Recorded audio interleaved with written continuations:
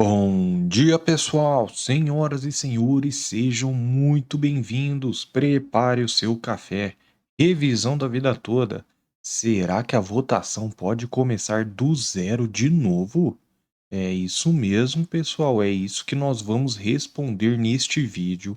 Então, muita atenção, você aposentado, pensionista, você que recebe qualquer tipo de auxílio do INSS. Esse canal foi feito para você. Esse é o Alô Aposentado INSS Notícias, o canal que vai na contramão dos outros canais para trazer somente informação verificada. Eu sou Nakamura e, junto com o Dr. Diego, somos advogados há mais de 10 anos na linha de frente contra as injustiças do INSS. Esse é o canal Alô Aposentado e esse aqui é o nosso Giro de Notícias.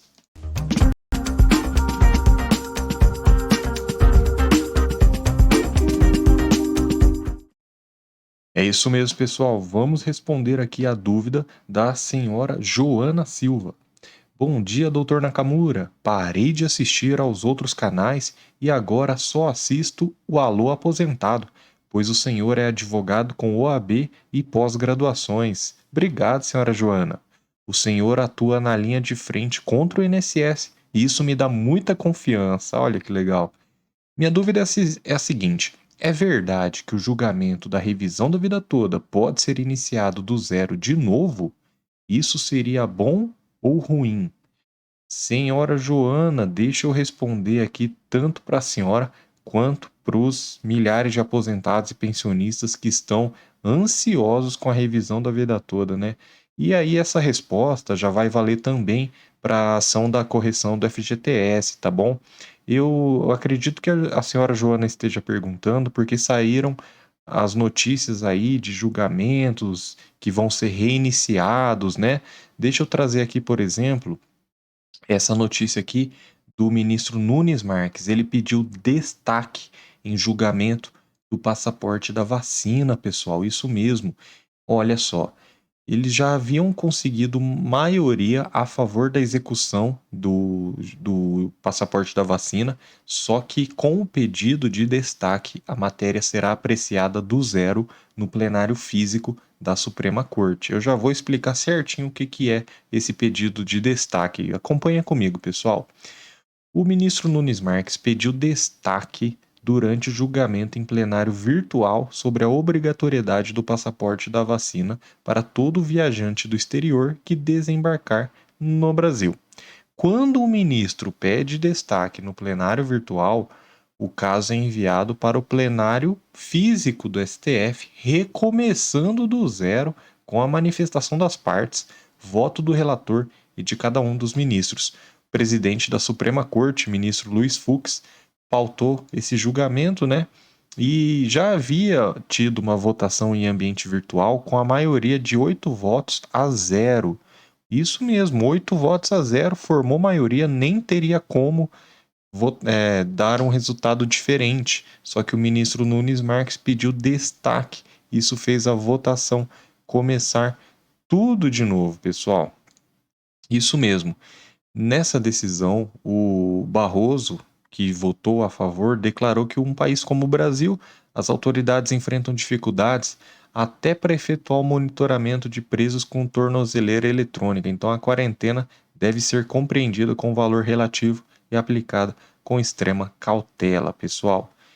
E aí, o que eu quero trazer aqui são os aspectos jurídicos desse pedido de destaque. Então, já vamos avançar aqui para a próxima notícia, pessoal. Gilmar Mendes pede destaque e votação será reiniciada, mesmo com maioria formada na questão do imposto de renda sobre pensão alimentícia. O placar já estava 6-0, já não teria como já estava formada a maioria, né? Não teria como alterar esse resultado. Só que um pedido de destaque do ministro Gilmar Mendes suspendeu o julgamento e reiniciou. Isso mesmo, mesmo tendo já a maioria para declarar a inconstitucionalidade da incidência do imposto de renda sobre os valores recebidos a título de pensão alimentícia no âmbito do direito de família. Já estava 6-0 para afastar essa tributação. Novamente, o que eu quero chamar a atenção aqui não é para a causa em si, mas sim os efeitos de um pedido de destaque, pessoal. No final de 2021, os ministros do STF discutiram o rito em pedidos de destaque, porque você pode ver, os ministros reuniram porque nem não está muito claro, não está muito claro esse rito em pedidos de destaque. O presidente do STF, ministro Luiz Fux, reforçou que os processos com pedido de destaque no plenário virtual devem ter seu julgamento reiniciado. E essa manifestação, né, pessoal, foi realmente motivo de debate. Olha só, a ministra Carmen Lúcia levantou a necessidade de se repensar essa dinâmica. Ela sugeriu que em plenário virtual houvesse um período inicial para que todos os ministros se manifestassem sobre o destaque. Assim, o caso iria ao plenário físico apenas com o voto do relator. Em seguida, o ministro Alexandre de Moraes deu outra ideia: reservar as 48 horas anteriores à abertura dos processos para algum ministro que queira destacar o caso. Olha o que ele disse: se não ficar algo estranho, dois, três votaram, destacam e começa do zero. Depois, o ministro Lewandowski frisou o procedimento adotado pela primeira turma. Quando algum ministro pede destaque, ele será o segundo a votar, logo depois do relator. E o ministro destacou que o plenário do STF ainda não cristalizou essa dinâmica. O ministro Luiz Fux, que é o presidente do STF, afirmou que em breve haverá uma resolução para a matéria, mas até o momento nada foi decidido. Então, esse pedido de destaque, vocês podem ver realmente que não é uma novidade, mas também não está muito claro o que, que acontece. O que está definido é que a votação começa tudo de novo. E isso nos leva à pergunta da senhora Joana, né? Será que esse julgamento pode ser reiniciado? Como é que vai funcionar isso aí, né, pessoal? Então, olha só a pergunta aqui da Joana Silva: será que essa revisão da vida toda pode começar do zero de novo? Aí, pessoal, seria o caso de se houver o pedido de destaque, tá bom? A gente tem que ter em mente que o pedido de destaque no plenário virtual do STF, ele é uma deliberação ou ele é um veto? Devido à pandemia que estamos vivendo, o STF optou pelo aumento da utilização do plenário virtual. Até aí não tem problema, né? Porque realmente é melhor usar o plenário virtual do que parar todos os julgamentos. Então, até aí não tem problema. Embora o uso desse espaço virtual não seja recente, porque ele surgiu em 2007 para apreciar casos de repercussão geral, ele passou por uma expansão gradativa, ele foi expandindo aos poucos. E em 2016, ele começou a julgar agravos internos e embargos de declaração, e atualmente possui suas competências equiparadas às do plenário físico. Ou seja, esse plenário virtual ele tem o mesmo poder do que se os ministros do STF estivessem no plenário físico. Nós sabemos que as atividades aí foram suspensas presencialmente, né? Então é realmente muito importante. Diante desse cenário, o aumento da relevância do plenário virtual no STF torna pertinente a análise de um dos mecanismos que o diferencia do plenário físico, o pedido de destaque. Que é isso? O pedido de destaque é a solicitação de que o julgamento de um processo seja interrompido, retirado do plenário virtual e encaminhado para julgamento no ambiente físico, que durante a pandemia está funcionando de forma eletrônica por meio de videoconferências. Então, o plenário virtual não quer dizer necessariamente que ele existe só durante a pandemia, ele já existia antes, tá certo?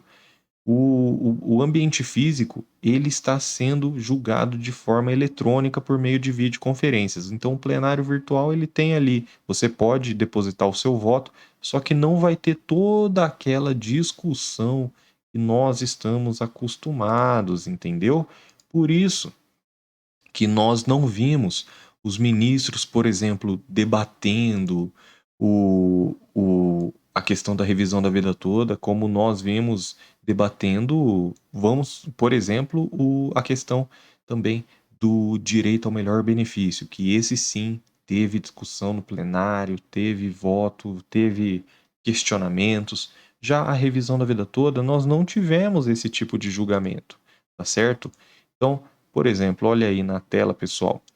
Esse é um exemplo, né, de o ministro, tem ministro que estava presencialmente. Olha só, Alexandre de Moraes votando por videoconferência, tá certo? Aí já Luiz Edson Fachin já presencialmente. Isso aqui é o plenário, o ambiente físico.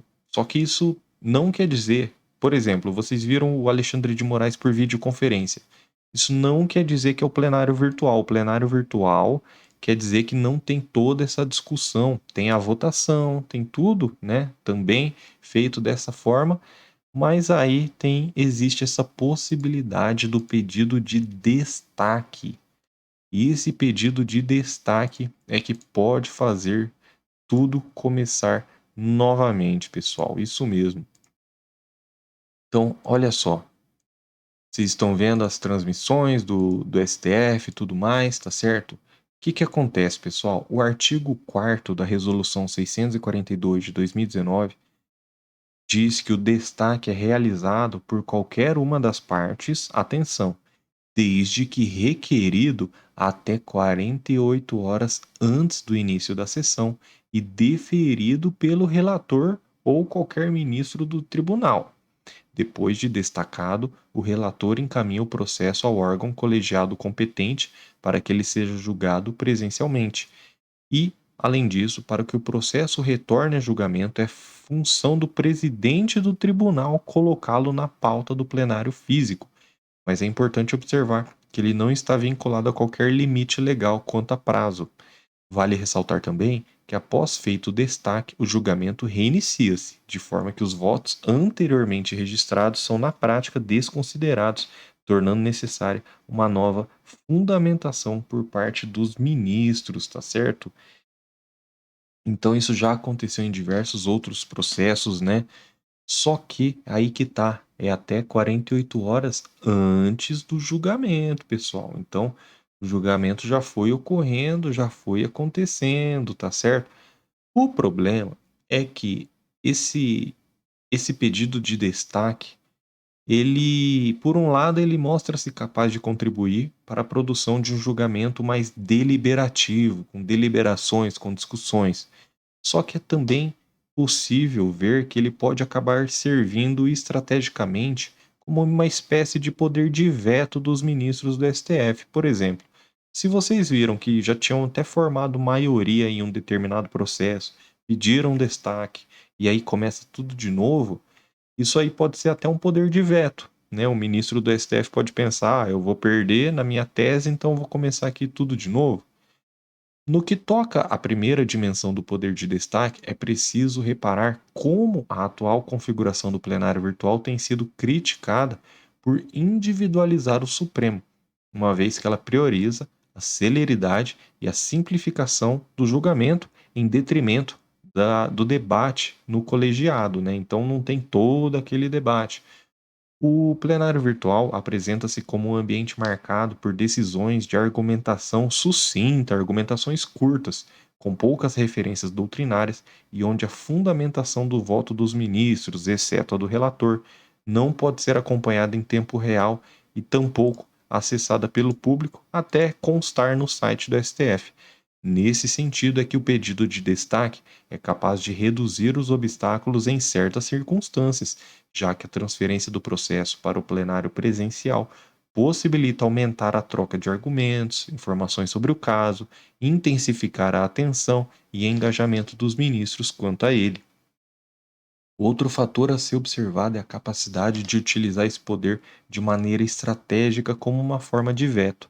Diante de um cenário que possa indicar uma possível derrota, qualquer ministro pode pedir destaque para zerar uma votação desfavorável a si e retardar o julgamento, conseguindo mais tempo e espaço de debate para que o posicionamento dos ministros seja configurado a seu favor. Da mesma maneira, o raciocínio contrário também se aplica. O ministro pode deixar de pedir destaque, não necessariamente por considerar que o caso não é relevante o suficiente para ir ao ambiente físico, mas porque ele acredita ter mais chance de que sua posição se consagre vencedora no plenário virtual, onde não há grande deliberação e atenção pública dada ao tema. Por isso que eu digo, pessoal, comenta aqui, eu quero a revisão da vida toda em 2022, porque essa votação da revisão da vida toda foi feita em plenário virtual e vocês viram que não há grande deliberação, não há uma atenção pública voltada ao tema, tá certo, pessoal?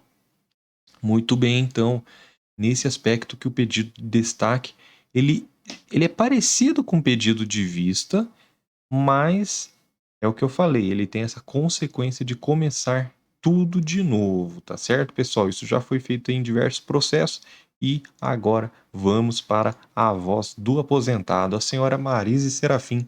Senhor ministro Alexandre de Moraes, vote em nosso favor pela revisão da vida toda. Assim como eu, todos os aposentados necessitamos de justiça em nosso favor. Atenção, pessoal. Muitos buscam o favor do governante, mas a justiça vem do Senhor. Provérbios, muito bom. Obrigado, senhora Marise. Olha só o senhor Antônio Pereira. Eu quero a revisão da vida toda e respeito aos aposentados que sempre lutaram em prol desta nação. Parabéns, senhor Antônio. Que grande frase, que grande participação. Eu sempre digo aqui: o aposentado de hoje é o trabalhador de ontem. E nós sabemos que os aposentados e pensionistas carregaram o Brasil nas costas e ainda carregam, porque ajudam os filhos, os netos.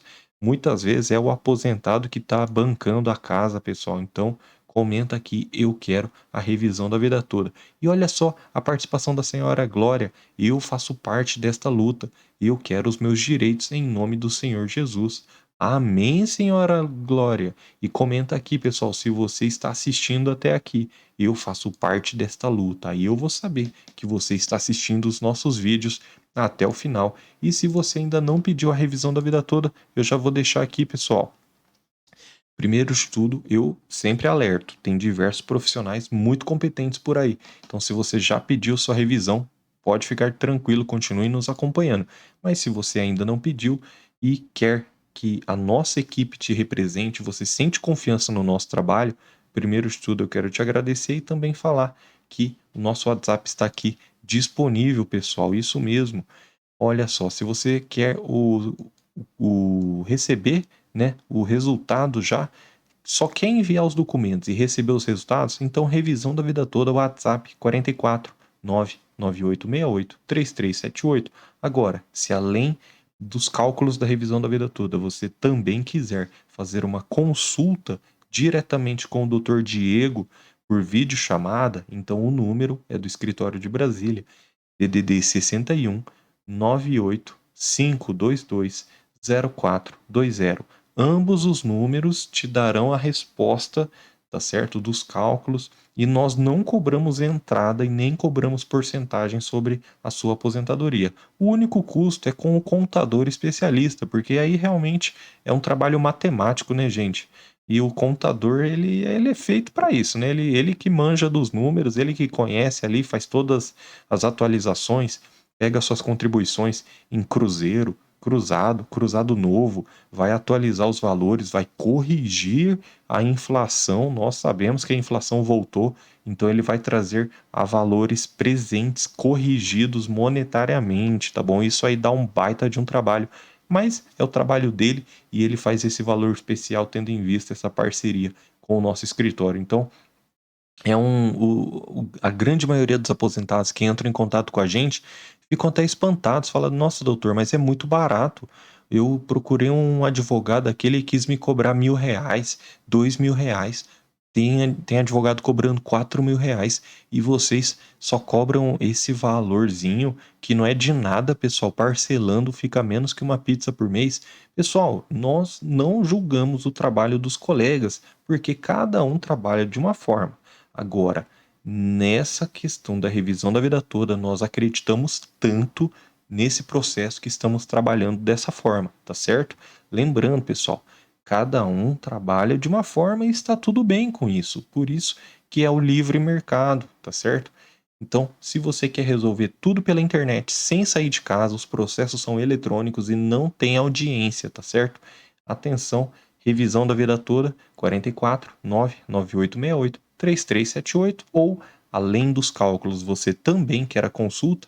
Escritório de Brasília, 61 98 522 0420. Comenta aqui, eu faço parte dessa luta, porque aí eu vou saber que você assistiu até o final. Que Deus te abençoe e até os próximos vídeos. Deixe suas dúvidas, assim como a senhora Joana e os demais aposentados aí que participaram com a gente. Muito obrigado e até os próximos